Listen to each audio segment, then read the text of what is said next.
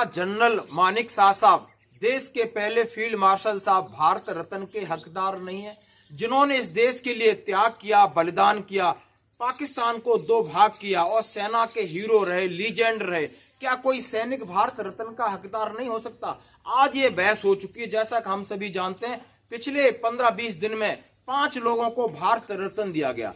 यानी आपने जननायक, और वो भी उसमें 4 राजनेता हैं और अभी के नेता हैं। आप उनकी कुर्बानी देखिए, क्या उनकी कुर्बानी किसी सैनिक की कुर्बानी से बड़ी है? मैं मानता हूं जननायक कर्पूरी ठाकुर ने यानी देश आजाद होने से पहले बहुत सारे आंदोलन किए होंगे, अंग्रेजों से लड़े होंगे, बहुत सारी यातनाएं झेली होंगी। उसके बाद जब जिसकी नाम लेता हूं, आप सुन के हैरान हो जाएंगे। क्या चौधरी चरण सिंह को जैसे ही भारत रत्न मिलता है, उनका बेटा जाकर के भारतीय जनता पार्टी की तरफ, उनका नाती बैठ जाता है जाकर के। LK आडवाणी को, जो भारतीय जनता पार्टी में उपेक्षित थे, उनको दे दिया एक वर्ग साधा गया। PV नरसिम्हा राव जी को दे दिया, पूर्व प्रधानमंत्री थे। एक कांग्रेस को उन्होंने चुप करा दिया।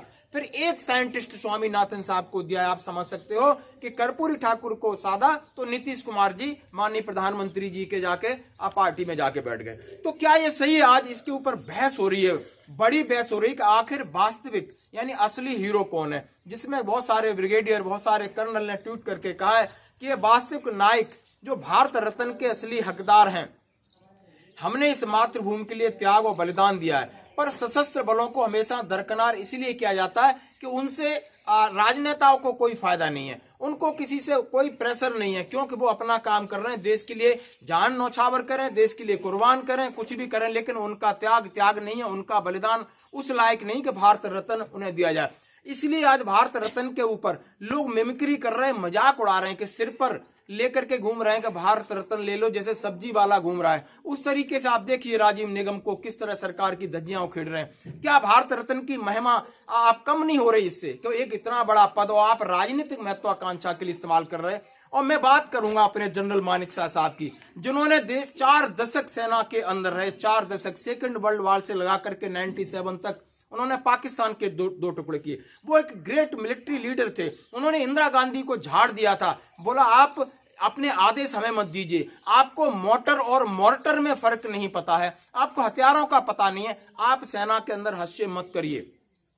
इंदिरा गांधी जी डर गई थी। उन्होंने कहा है क्या आप मुझसे सत्ता छीनने की कोशिश कर रहे हो? उन्होंने कहा है मेरी कोई राजनीतिक महत्वाकांक्षा नहीं है, मेरा काम अपनी सेना को सही दिशा और सही आदेश देना है और सही काम कराना है। वो आश्चर्यचकित रह गई थी, आखिर बोल क्या रहे। उन्होंने बोला मैं वो नहीं हूं, मैं यस मैन नहीं हूं, मैं हाँ नहीं भर सकता। और ये हम सब के लिए बड़ी चीज है, हमारे सेना के बड़े अधिकारियों के लिए ठीक समझ सकते कि हमारे ग्रेट मिलिट्री लीडर, हमारे लीजेंड ने क्या क्या था। ये yes man is a dangerous man, he is a menace, his will go very for, he can become a minister and secretary या फील्ड मार्शल। उन्होंने कहा था हाँ जी, भरने वाला व्यक्ति खतरा और बड़ा खतरनाक होता है, वो आगे तक प्रमोशन ले सकता है, वो मिनिस्टर बन सकता है, वो सेक्रेटरी बन सकता है, वो फील्ड मार्शल भी बन सकता है, but can never become a leader, neither ever respected. वो एक अच्छा नेता नहीं बन सकता, उसको अच्छी रेस्पेक्ट नहीं मिल सकती। He will used by his superiors, वो हमेशा उसके ऊपर वाले उसका इस्तेमाल करेंगे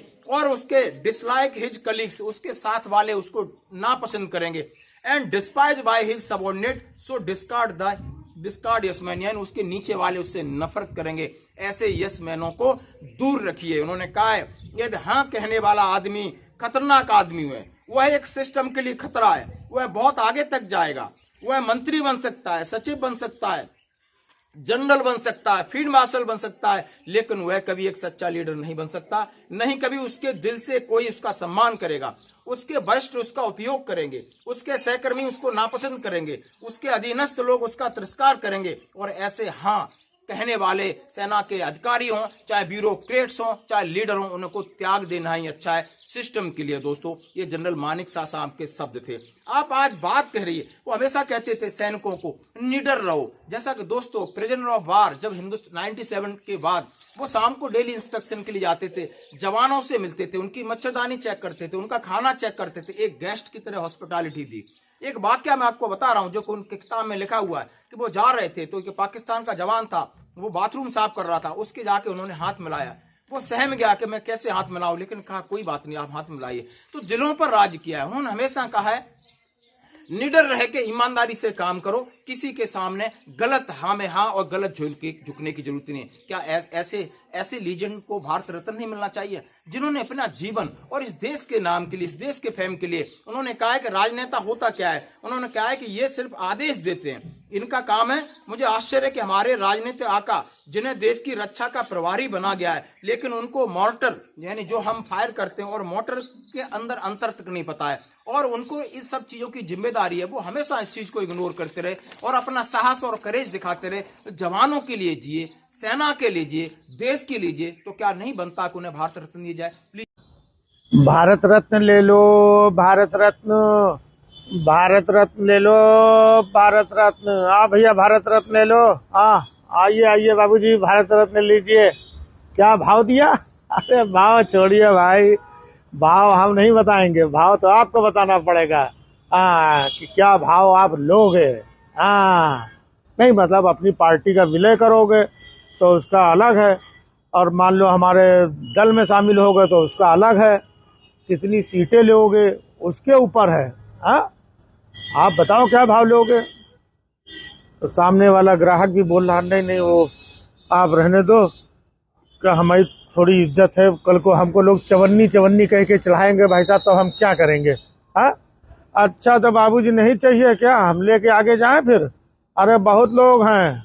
हाँ ठीक है, रहने दो। अरे नहीं नहीं भैया, एक मिनट रुको रुको रुको रुको। हाँ देखा, आ गया है ना। हाँ हाँ, बताइए क्या भाव लोगे। अच्छा आप ये बताइए कि आप कितनी सीटें दोगे। हाँ, 2 देंगे सीटें बस। अरे नहीं भैया, ठीक ठाक लगा लो, कम से कम 4 सीटें दे दो। 4 नहीं, फिर रहने दो, मत लो आप भारत रत्न। अरे भैया रुको तो, कहाँ आप टोकरी उठा के चल देते हो। एक काम करो, 3 सीटें दे देना। 3 नहीं, 2 देंगे बस, समझे। लेना हो तो लो, नहीं लेना हो तो मत लो। अच्छा एक काम करो, अब भैया एक राज्यसभा तो दे दोगे ना।